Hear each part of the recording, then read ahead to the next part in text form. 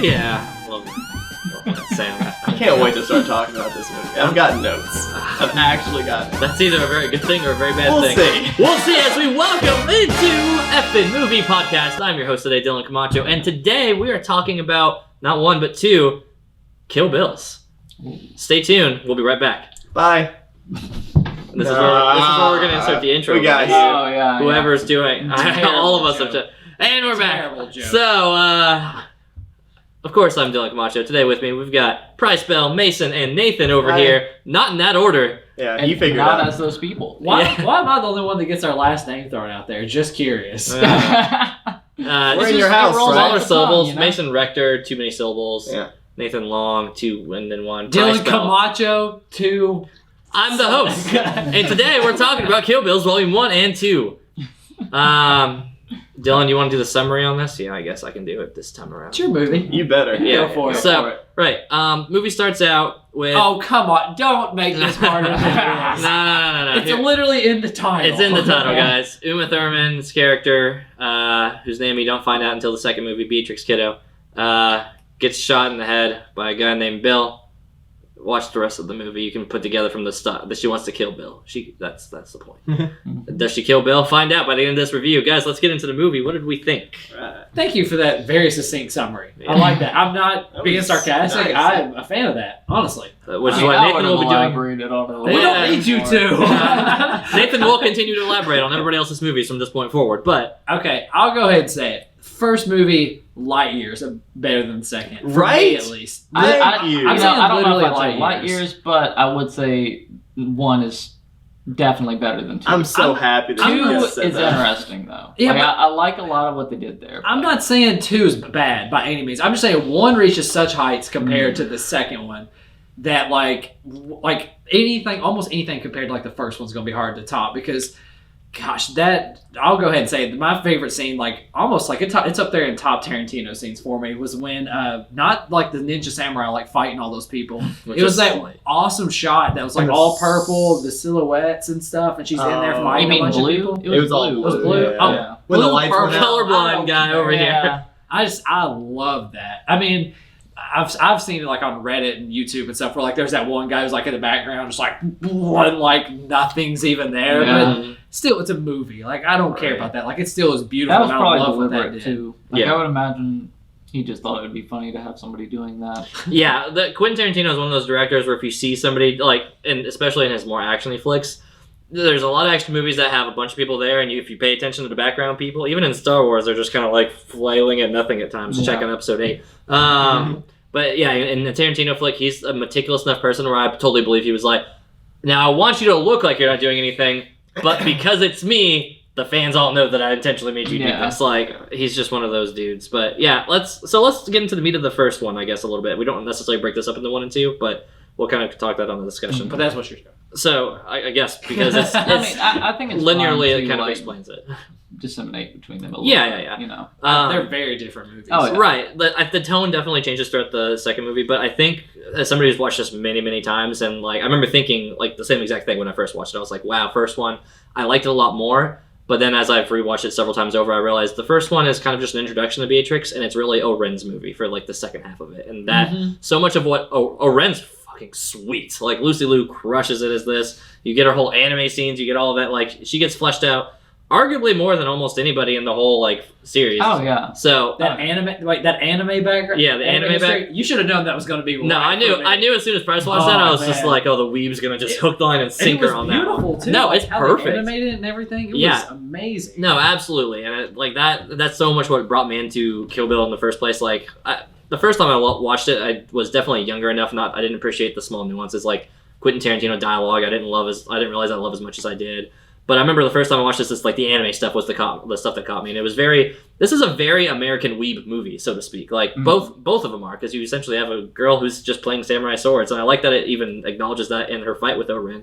She's like, "Oh, a silly Caucasian girl wants to play with samurai swords," and In the Midwest. right, yeah, exactly. All of it is but what the movie does so well is that it knows everything it's doing. Like, Oh yeah. it never feels like it's going like if it's trying to be like too into its Asian-y culture, it never feels like it's doing it in a corny or bad way. It almost feels like if it ever is going too deep into it, that's serving homage. And this is where I'll kind of look into the second part. Yeah, it's so much just an homage to the traditional like old samurai style movies. The sensei is like the sensei. All of the second part of the movie is exactly what I'm talking about. You go into very old style kung fu movies, but it's doing it as like this great homage thing, and it nails the landing with it. I think that's what I love so much about Kill Bill is that he takes really antiquated like just martial arts movies and samurai movies, but does it in this modern, nails it way that I think is just absolutely crushes it. But I could gush all day. You guys go on more. I think we could have thrown like Kung Pao in there too. Yeah, So, It's just like a great homage to classics. I want to throw out a couple flaws I think that I had with the movie. Sure. There are some good stuff. There are good things too, but there are some good things, but the rest is But- terrible. so the two things that I Japan want to hater talk Mason about over here. for the first movie. Uh-huh.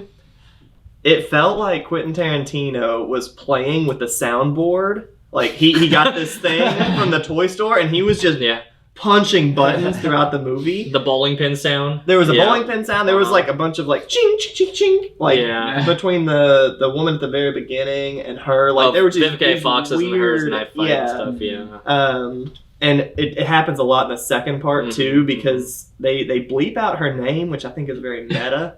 Yeah. That's silly. And it like sound effects and effects. So in the second movie, how it begins like in black and white.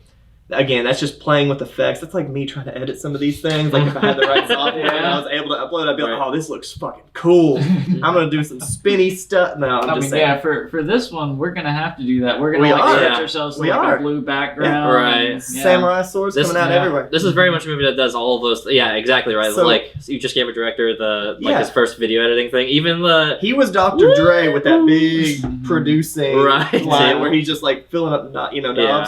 Anyways, so the sound effects I thought were a little bit silly, but it's whatever. I kind of got used to them after the first. I didn't because like the movies, like especially in the second one, I still remember that scene where she's like in the desert or something. And she's just like she pulls up and she's just looking at like the trailer or whatever, and then all of a sudden it does that just super loud and obnoxious. I was like, this is awful. It is a not lot, enjoying this, and it never stops. But for me, like I said, I kind of got used to it. It's just a little flaw for me. Another thing, I don't know why they did this, but in the first one, she pulls up to that woman's house and she's narrating. She's like, I have 5 people on my list. This was number 2. Let me take you back to number 1. I feel like that movie was 20% the future and then 80% back in Japan, her going to that sensei guy, making the sword, finding the girl, killing all of her minions. Hanzo is the sword guy. Yes, like I didn't understand why it started almost halfway through the list, only to spend the whole rest of the movie this much more time. And Mason is not a fan of non-linear storytelling. It's true. He hates not at all. So, it's always his biggest. It's the thing that I notice most about Quentin Tarantino stuff. You're like, does Inglourious Bastards actually happen? Like, it didn't also make sense because, like, even in the second one, I could get over the whole, storytelling this much and then back. Sure. But in the second one, she starts with number 3 on the list. Number 4 just dies anyway. And so it's just kind of all over the place. Like, I didn't understand why she couldn't have just been like, here's me in a coma. By the way, the second one says something about I was in a coma for 4 years. That was like the first line of dialogue. I was thinking I almost texted you today. We watched the first one, and then he was like I couldn't understand the 4.5 year gap. I was like, she was in a coma for 4 years. I thought she was in a coma for like a few months because her legs didn't work right. Yeah. Like, anyways, those are my only 2 flaws. The visuals in this movie, incredible. When you said that you loved that one scene, I thought you were going to talk about the snow scene. I love that. Was gorgeous because she was like, they were both very still. There was like snow falling down. Talking about the well thing, like that too. Just little tiny subtle things. The cinematography is above and beyond in that. But it lingered on that so long. I get that it's a good shot, but it's like, look how pretty this brings me to my third flaw. Forever. My third flaw for both movies, and I promise I'm done with you're welcome, Mason. This. You're welcome. The third flaw is the hesitation and just silence between lines of dialogue in this movie are so aggravating. It's just like if I was telling Price, I'd be like, today is the day that you die. And then Price would like look at me and be like, no, It's not today. Today is the day that you die. And it's just like those long, drawn-out dialogue. This movie was probably about 9 different scenes. Maybe 10 different scenes. You said that about Inglourious Basterds. He said that about said- Inglourious Basterds. But it's a totally valid It is point. exactly true about this one, though. I think that's a lot of Tarantino in a nutshell, though. I think that he has these Gosh, I main. knew you were going to do It is though. Let's You plan keep it out. We using can name him as movies. the Yeah, as no, the Well, I'm not reason. saying it's an excuse, but I'm saying like that's a lot of my big gripes on stuff. My biggest thing is, all right, is this intentionally supposed to be here, or is this just bad filmmaking? And I'm not excusing Tarantino. It's not a perfect director by any means, but that is his style. Whenever he goes to do it, like there's very little cutscenes here and there. But again, I could sum up by Kill Bill by saying, brief moment with Vivica A. Fox, kill her daughter, come find me whenever if you're still sore about it, so raw about it rather. Then it's Oren Ishii as a scene, Hattori Hanzo as a scene, Sensei as a scene, L in the desert and slash in the ground as a scene. I mean, really, they're just elongated scenes. And they are chaptered. Yeah, just like they're- the other yeah, one They're was. chaptered in exactly that same way. I mean, that is his story. I don't agree Quentin with Tarantino has obviously not seen our fat, thin, or perfectly fit segments because No. he would know Yeah. And I'm gonna go what back we to don't like. And now I'm going to go back to your director point because, again, I'm not going to rehash my whole argument because we talked about it and we did No Country for Old Men. But just because, like, this big name, Coen Brothers or whatever, or Tarantino is the name, like, it's just like I said with Kojima. Like, just because they have this big name does not mean it can excuse every, like, thing that they do. Like, you can't just say it's their style. Like, sometimes if it's shit, it's just shit. And, like, yeah, I'm with you, Mason. Especially, like, the sound effects, I definitely agree with you on. The pauses and stuff, I kind of can dig a little bit, but they did do it a lot. Yeah. A lot. I think that's where the like fanboyism can really kind of mask a lot of what anyone would objectively call problems with the film. Mm-hmm. I can see that. Wes Anderson has a lot of very strange. I can't watch Strange them. niche Exactly. You stuff. I can't wouldn't watch like it. any of them. We like it, but I'll, Yeah. yeah. I enjoy Wes Anderson, Yeah. and I enjoy Tarantino. These movies that I'm not like as keen on though. Yeah. Like a lot of his other films, I've actually liked more than what I like these here. Mm. And I don't know if it was just that it was too much like in my face. Like this is a Tarantino movie. No, this is. You see these feet? This is a Tarantino Yes. movie. I say this in both a good way and a bad way. I think honestly, Kill Bill are the definitive. Like, if you want to see an example of Tarantino films, Kill Bill's Volume 1 and 2. I think they have all the tropes. They have all the like. It's very Tarantino-y by nature. And if you're somebody who kind of likes Tarantino, you might be put off by this movie. If you don't like Tarantino, you really don't like these movies probably. So yeah, exactly to that point with that. God, this chair is off. Yeah, it's like off balance. This new studio, guys. Yeah. Oof. So I have problems with chairs. Yeah. Mhm. At least the lighting's better. Yeah, the lighting's so much better though. Comment down below if you think the lighting is better. Yeah. Hit the bell, like, subscribe, comment, Buy us new lights. buy us new lights. Hit the bell would be a great channel for you. Just your that's channel. terrible. Hit the bell so then they have to hit the notifications. Yeah. We're not talking about your fake channel. So anyway. I do have one. Rudo Inc., remember? Yep. Basketball trick shots. Kobe. From 12 years ago. So, all right. Probably wasn't that long. Again, some of the sound effects thing, that's one I wanted to touch on. Again, that in itself is also like that kung fu movie homage stuff too, Yeah. because that's part of it. And I'm not saying it's always great to include that stuff because it wasn't necessarily stellar in those movies, but I get the decision to do it, and that's not me defending it. I'm like, I like having it being like, okay, this is intentional. The second one's very much like the homage to kung fu movies, obviously. I Oh, mean, through and through. Especially like it just even if we get past the sensei, which is very obvious, but like even like the fight between like Bill and Beatrix when like they're like fighting and doing that classic like jump kick where they like fly Yeah. through the air for forever.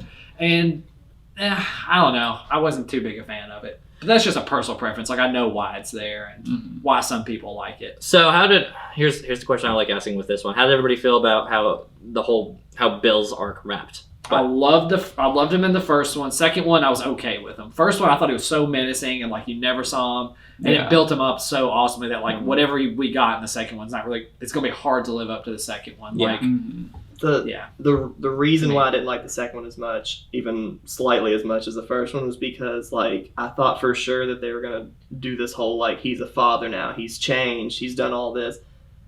I kind of figured that it wasn't gonna be like that, but they were really just pushing it on you. Mhm. As soon as she showed up, and like the kid was playing dead and all this stuff, and then like she was almost falling for him again, or like they were trying to lead you to believe that. I didn't like his them, character. Neither of them had changed a bit. No. Which I like. I didn't like his character as much in that. But also, he wasn't even in the first one.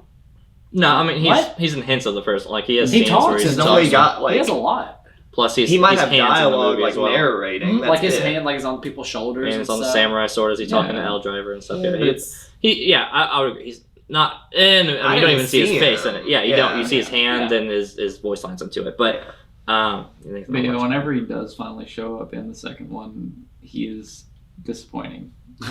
He's disappointingly normal. Yeah. So this is a saying where this is going to be the season to watching it versus like the newly. I remember thinking very similar thoughts because with the first one you got so much action and fight and all of that, and the way, especially with the way with Beatrix versus Oren and how it ends in this very awesome man. climactic fight, and then It you was get into this one and it's just fake fighting dialogue, a little bit of fighting, and then even- five finger palm of death. And even the third and fourth kills were very kind of anticlimactic. The fourth one was pretty cool with that fight in the Yeah. trailer. Yeah. I think her versus L is sweet. that's where all the Yeah. production went into. I think Right. was that trailer. Her and L, and I think that's fair because you can kind of see, but again, kind of back to my season rewatches on it, like I had that very distinct thought because I wanted like a big, kind of like the same thing I got in one. I kind of got this very anime and big fight ending, and I was like, cool, man, Bill's gonna be this fucking top tier dude. They're toting him up to be like this amazing mercenary guy. He leads these guys, and it's that very like video game mindset. He's like the boss, so he has to be like the sweet guy.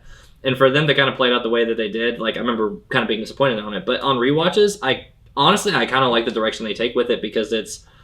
You have all these cold-hearted assassins who are very still cold-hearted assassins, and you have Bill, who is this cold-hearted assassin leader guy as well. But at the same time, I'm not going to say they humanized him in a way, but they made him a human character. Oh, I feel like they absolutely humanized him. Yeah. Like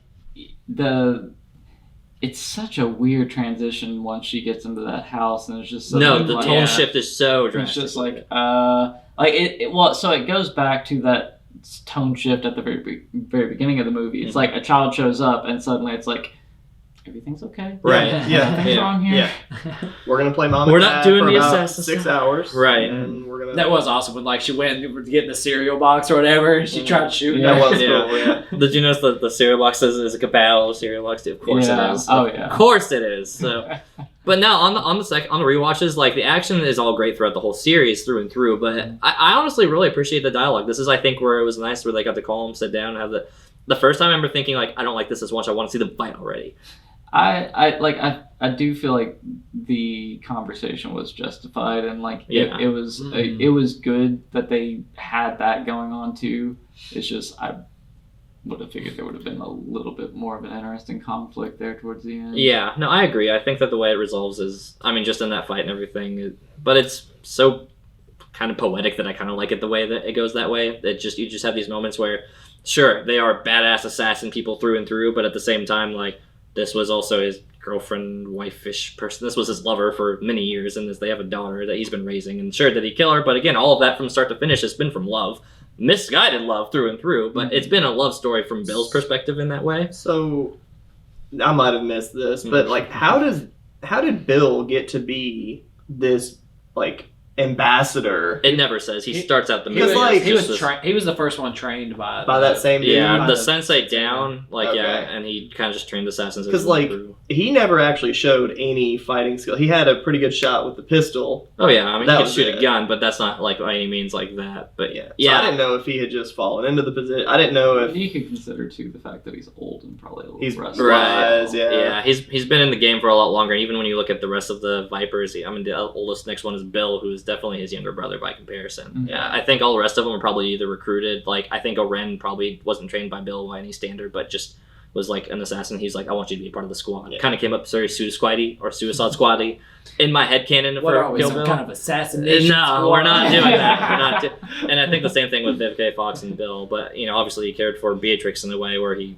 raised her as a disciple and then had him being trained by the same people. Also, when she went to kill that guy in the trailer, why do you think that she just walked into the trailer? Like she thought his defenses were down, or Yeah, because that seems like a very poor decision. whenever I think of how that scene plays out, like it does seem like he's just like maybe gone off, not necessarily off the bed, but just to his routine where he's gonna just be but relaxed. she can see his feet like right in front of the door. He's rocking in that chair.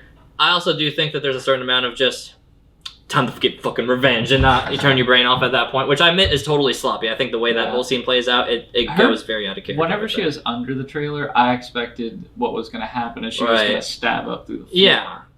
But I guess I didn't want to be too horror movie-ish about it. I don't know. That's a director. Bro, you should have watched the first movie then. That was actually one of my things that I really liked. I wasn't going to mention it because they were slashing limbs. I'm not going to mention my pluses, guys, because I like the visuals. Those top the list. Stick with your negatives. But the gore factor, like, that was also so grotesquely different from the first to the second one because the first one was just... It was grounded. They mentioned... Take your limb or leave your limbs behind. All of those limbs are mine. You do not get to live. She's like, except for you. Except for you, Sophie. So I don't know. The first one and the second one were so much different. I'm glad that you guys said that because I looked on IMDb. The first one has an 8.1.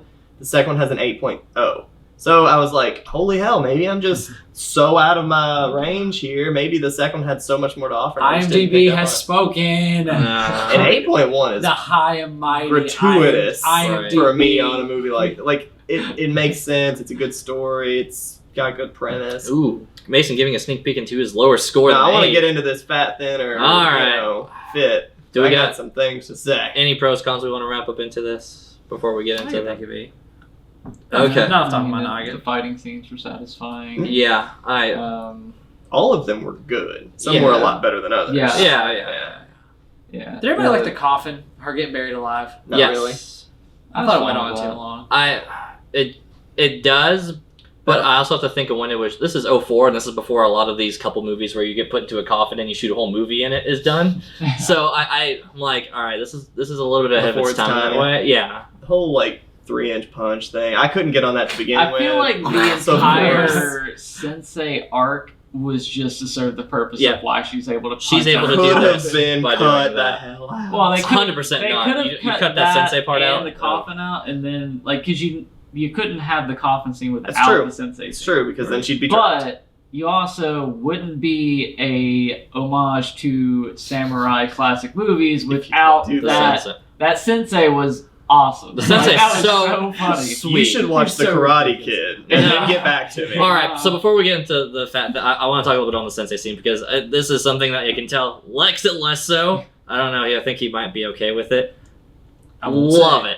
I love the whole Sensei part. Every bit of it going in is so. Again, it's the homage factor behind it. Again, like you're appealing to that part of me. But like when she swings the sword, he's just standing on it. Yeah. Great, absolutely. This is Tarantino at his finest doing the homage parts, like where they say stick the landing. Like this is the parts I mean. Like this part, the crazy '88 fight scene where the body parts are flailing all over the place. Like. These are moments that you needed to stick. Like the rest of the movie, that could be any other movie, but for this to be like Kill Bill, you need to stick the part, and they crush it. Sitting here, even coming in, and he's just mocking her the entire time. Bill's like, he hates women, hates Caucasians, hates this, hates Japanese, so don't do any of that. She goes up there, I'm highly proficient in samurai swords, just destroys her. Love all of that, man. It's so good. I just need to take a moment to gush on it. It's so good. Let's get into Fat, Fit, or Perfectly Thin.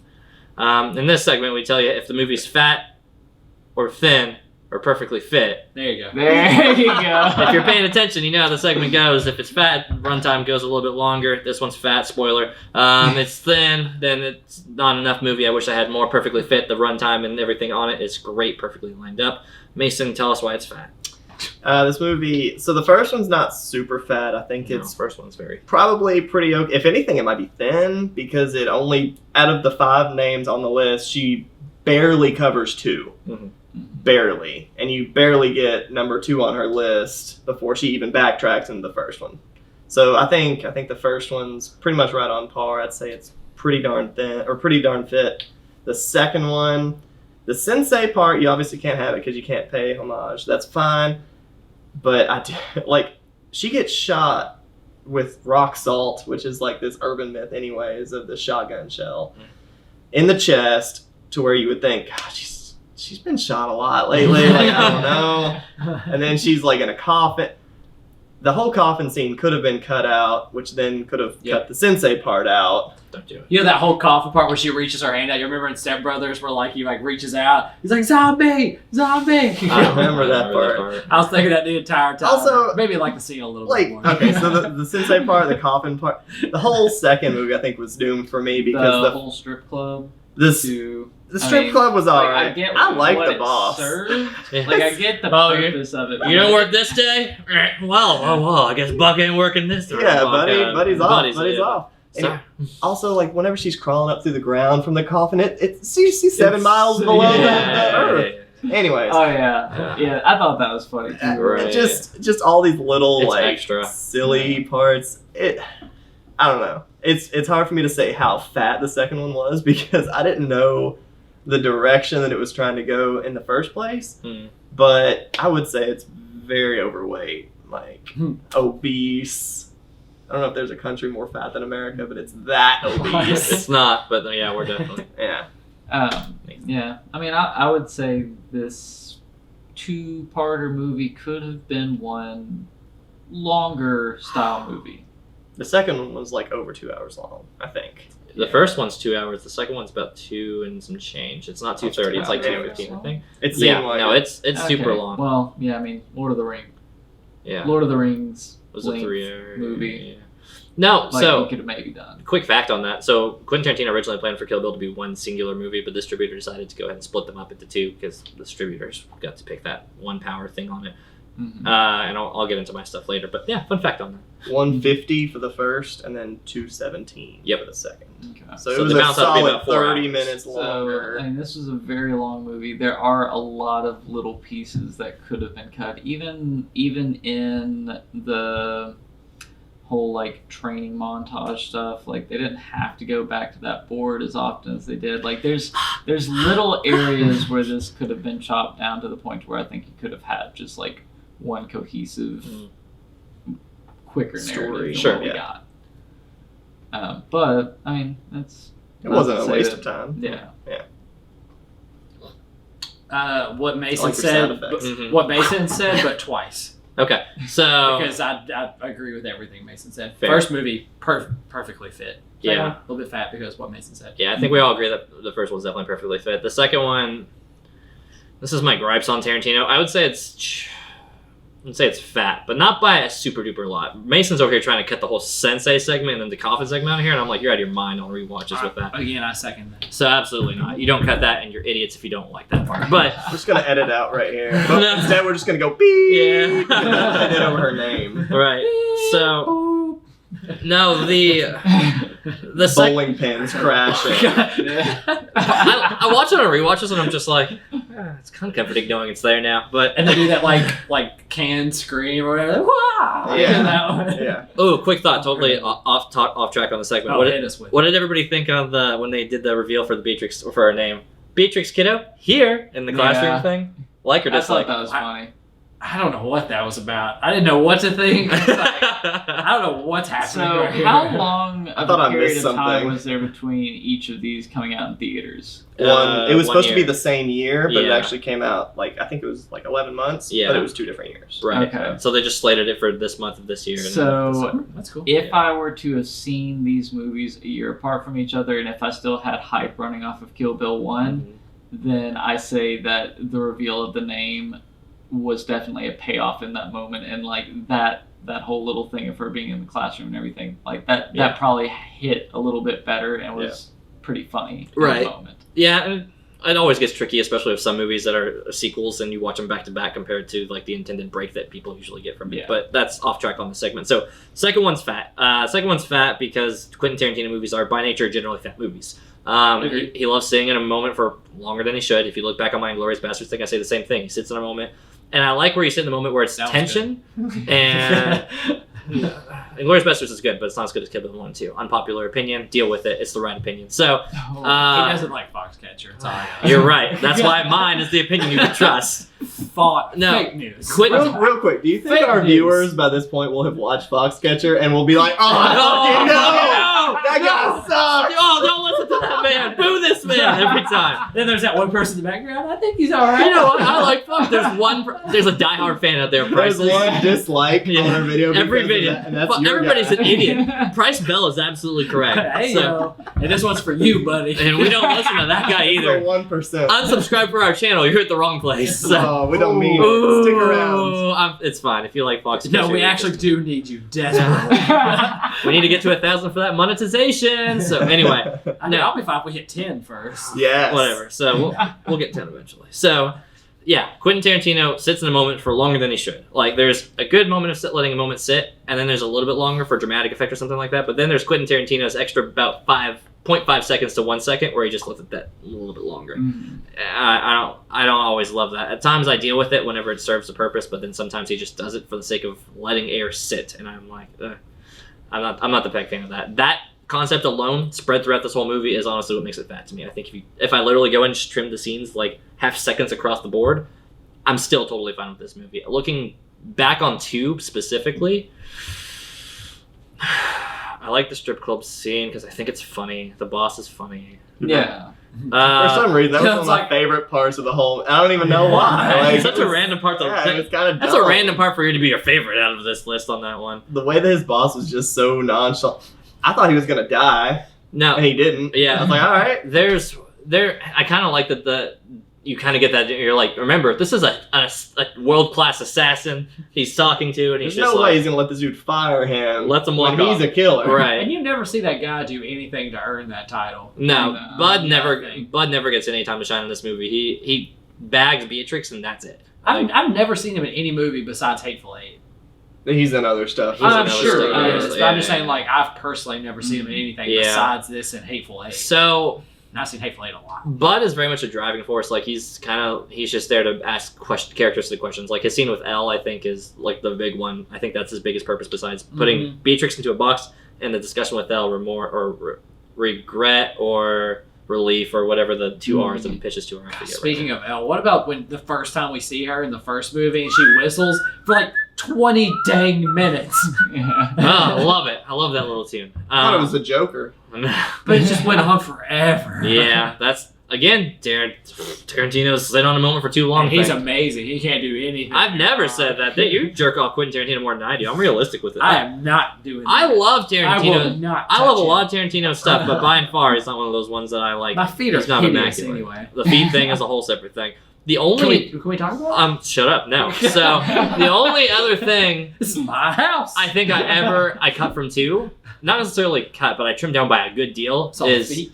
the father figure to Bill, the Cuban guy in the brothel part. Yeah. That part, Oh, that's the no, part it's where, oh yeah. as a necessary. device mechanic, it just gets Beatrix to Bill. That gets lipoed out real quick. That's the only part in the second movie that I'm like, if I cut a scene, like a full-on scene to that, like I'm only there to listen to beer. Yeah, so, yeah. Like literally, that's and the he's whole just reading scene. that book. Yeah, Like, and the girl comes over and she has a black eye, and you get to, like all of that. I'm like, this is a weird scene. But the one line where she comes in, and he like comments to her car or something. She's like, "Yeah, I left my pussy wagon at home." Like, Yeah. I love that. That's just. That's a No, it was my pussy wagon broke down. oh yeah, pussy wagon broke down. down. Yeah. Oh, love Yeah, it. duh. I thought you liked this movie. You're right. How dare I get one line wrong? Anyway, so yeah, this I called that scene purple, and apparently it was blue. fucking colorblind dog over here. That, So that couldn't tell you. anyway, yeah, the second movie's fat. The first one's perfectly fit. So anyway, do we want to get into our scores? Man, I think so. man, it was quick. We have so much to talk. We can talk about feet during the scores. It's in every Quentin Tarantino movie. This one way more than any of them. Wiggle Good lord. your big toe. Tarantino's like, oh yeah, oh yeah. How do you think Uma Thurman feels when she's being directed? She's came out like against. No, I know. a Uma lot Thurman of said filming. several times. Yeah. Yeah. This stuff. She's like, yeah, it's not. But anyway, welcome to the score segment. Scale of 1 to 10. All of our 10s mean different. All of our 1s mean differently. The 5s are really spicy. Let's start. Spicy. That's a good little intro. I like that Uh-huh. because it's very true. Nathan and I are on the same kind of. Let's start with Nathan on this one, guys. Go ahead, Nathan. Watch out. Redirects. Wait, you pointed. At me. What? All right. Okay, I guess we also need to qualify. Are we rating both of them separately? Yes. I would say both Yes. separately. Okay. Oh, you Okay. have to. Yeah. If you want, you can give a cumulative score on, like, I guess it is a Alright. full movie, Sure. but separately. as well, too, So, first. We can that divide. being the case, I'm going to go I'm gonna go 8.5 on Kill Bill Volume 1, That's a good score. and then I'm gonna come down to like a 6.5 on Volume 2. Ooh, disparity. All right, well, we'll talk about this together because that's exactly what I was going to give both of them. All right, well, we'll Oh, time wow. it. Exactly what I was going to give both of them. Well, we'll go 8.5 Nathan, and 6.5. then we'll go to Prices right after. Either but way, that's crazy. That's exactly what I was going to do on both of them. Go ahead now, Nathan. Before Price is trying to take your review. Oh no, I mean that it like first one was really great. The second one, it just there was so much filler and stuff going on, and like you can say it was necessary and like it was kind of the homage and everything like that. But I found myself a lot more bored through the second one and less engaged than I was watching the That's first a one. good way to put it. Mm-hmm. But I still liked it. Like I still Yeah, liked it, I which mean, is it why was- I'm giving it a 6.5. Yeah. Like I still enjoyed it. I did not enjoy it near as much as I did the first one. Yeah, and to me, 6.5 is like below that mark at which I would say like somebody should watch it. Like if I were to ever suggest Kill Bill, I would say you can probably just watch Volume 1. You'll want to watch Volume 2 inevitably, Yeah. but You almost kind of have to watch episode or Volume 2, but It's like you watching. don't Yeah, it'd be take weird it to from us. You know, It'd be it's- weird not to. It'd be but like you're watching the movie gonna, like, it's just Godzilla and basically never telling seeing us, the like- lizard until the second movie. You know, Yeah. you're not even getting the title of the movie yeah, until. that's true. That's Yeah. true. I mean, you do kind of have to watch them together, but you're gonna be more disappointed with number 2 after watching number 1. Yeah, I think that's just gonna be how it is for almost Yeah. anyone. I don't. That's just where I am with it. Yeah. So. Price, you want to go on? Yeah. Man, I hate that I'm agreeing with you all so much on that one. It's not as spicy that way. But the first alright, one, like, minimal has so spice. many like awesome scenes, awesome characters. Like, I was very invested in Oren's story. Like, I thought she was awesome, and they gave her like the time. Like, I thought that like all of the assassins would. Yeah, get, like, that's the other thing that I found a lot like we're so lacking in this. It's like you would expect that every one of them was going to like have this level of story, and then you just get One of them knocked died off very almost quickly off to- screen. Like Yeah. it was Yeah. barely on screen, just enough to let you know that they were dead. Mhm. It was it Buddy? that was Bud on that gets list? bit Yeah, by a just black gets- mamba and stuff. So and just technically, she's the Black Mamba. So she killed she him. killed him too. I guess. Yeah. I guess that's probably what he was going dies. for. She leaves a big question mark on Bud's spot. Like, Well, Yeah. Elle was pinning the death on. yeah, well, yeah. But That's exactly- Oh, yeah. if I'm Beatrix, I'm like, am I satisfied with this? Do I cross his name? Yeah. Question mark. I mean, he's dead. 0.5 points. 0.5. Halvesies with L. Yeah. Yeah. Yeah, and if I had to give it a cumulative score, I would, instead of breaking half at 7.5, I'd probably feel more comfortable at a 7 for me to give both of them, just because the second one's longer, I think, than it needs to, and that kind of gets on me a lot. If like a movie overstays its welcome, I don't look too kindly on that. See last week's review on Excalibur. Oh yeah. Oh, yeah. I'm still heated about that movie, but. Yeah, first one I think is a classic. I would watch What's wild? again with somebody. I Second think- one, no. I think Excalibur and the second movie are almost the same length. Almost. aren't they? And I would never. And you would have thought that. I Yeah. would never. About 10 minutes difference, but Yeah. boy, would you notice the 10 difference in Excalibur, though. It's gonna be interesting whenever we watch my double feature because Are they long? those are some long Oh, movies. Yeah, but I feel like like they've that. got body to them. yeah. Yeah. Oh, you're gonna have a fun time with those ones. Oh, well. We're not gonna spoil that conversation just yet. We'll get there in a couple weeks. I need to watch those anyway, though. So Yeah. I don't feel Doesn't bad matter. about it. Excalibur, like, man, I'm glad I'm watching this movie. Yep, we're done. All right. Mason? So the first one, like I said, I had a lot of fun with it. Enough fun where like even after I was picking at a couple little things, I was trying to give it the benefit of the doubt. I'm gonna land at a 7.5 for the first one, just because it was still got it. I was a little bit less forgiving than Nathan on some of these like sound effects and the weird things. The storytelling was strange. I agree completely. You saw that first death on her list. The second death on her list lasted a good little bit, but compared to the first one was insanely short. The Bud was, anyways, 7.5 on the first one. The second one, I'm gonna give a 5.5 because Ouchie. Jesus. For Mason, let's go ahead and say this. For Mason to give a movie a 5.5, that's basically like a normal That's a- person giving it like a 2.5. that's a rough score. Because Really like a 2. it was not as long as Excalibur. It did not feel as long as Excalibur. It had a better story than Excalibur. But Yeah. I'm with you in the fact that whenever you watch this first movie, you have to watch the second one, or else you don't see the payout, or the payoff, whatever. Mm-hmm.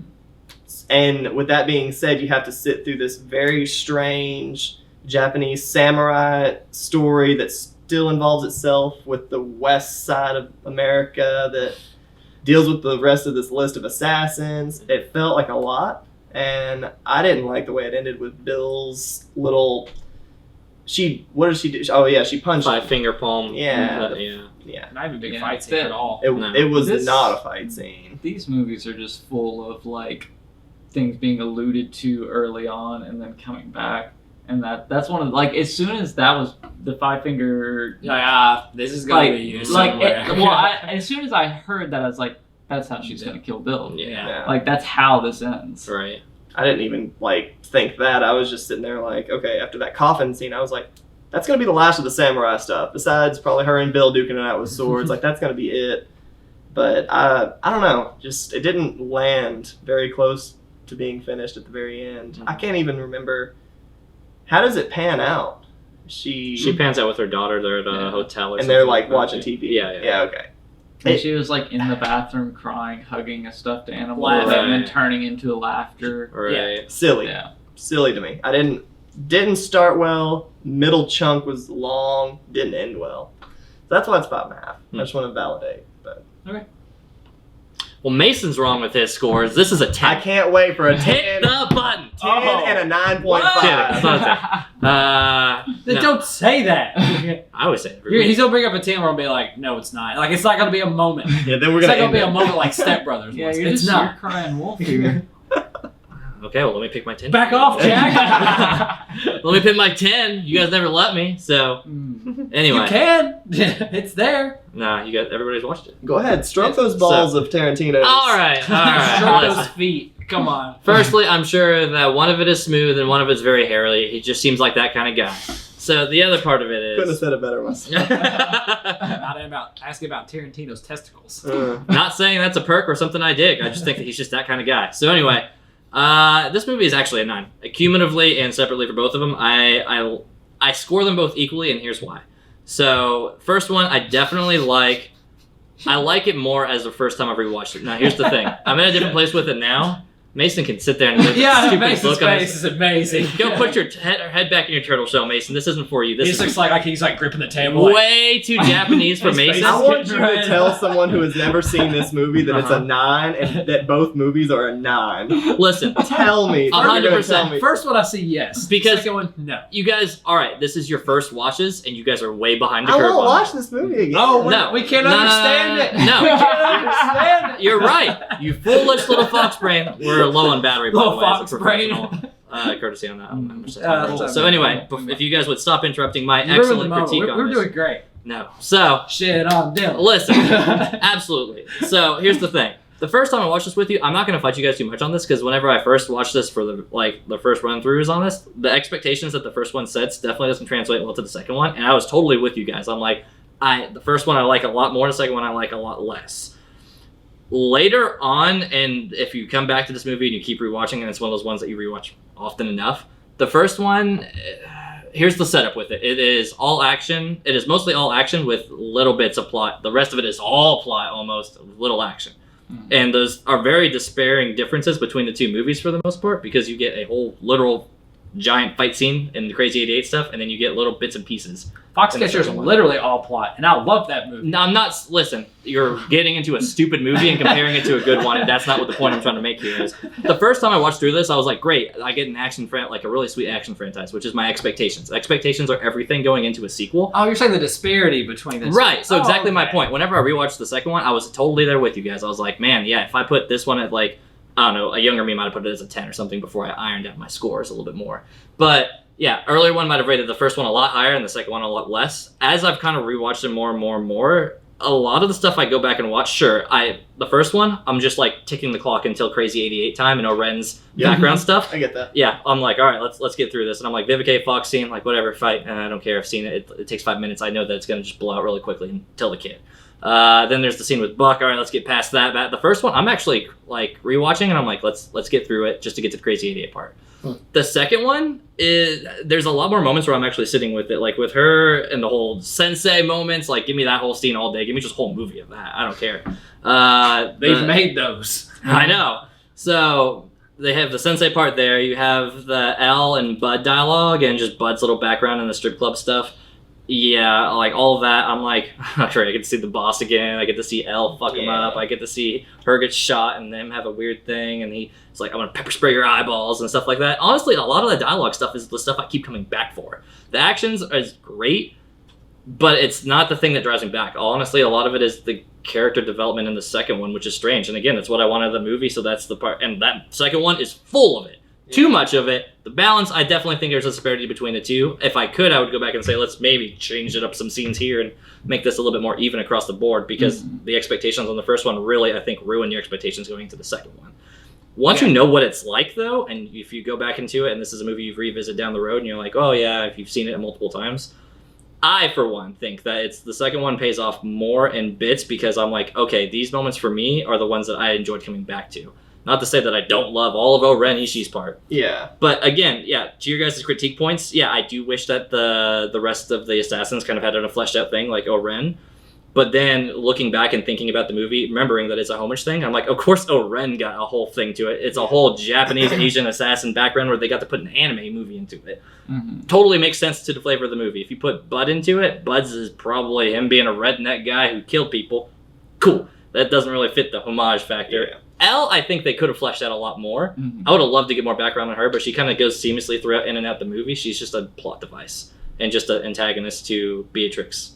I love the way it wraps up with the dialogue and them having the nice little quick talk. The fight scene, didn't love that it ends so quickly, but I think it's so precise that at that point it's just like, no, like he's been out of the game for long enough. He's just been doing the management stuff. She's been real active recently, and she's really getting trained shot up in on the her chest stuff. with shotguns. Yeah, listen, if anybody is at peak performance right now, strangely enough, it's Beatrix. But Bill, well, he's been fucking being a dad for 6 years, taking it easy, and he probably hasn't gone back to the game because of a love story for it. Yeah. Shut up, I'll wrap it whenever I feel like it. The video can die. I can care.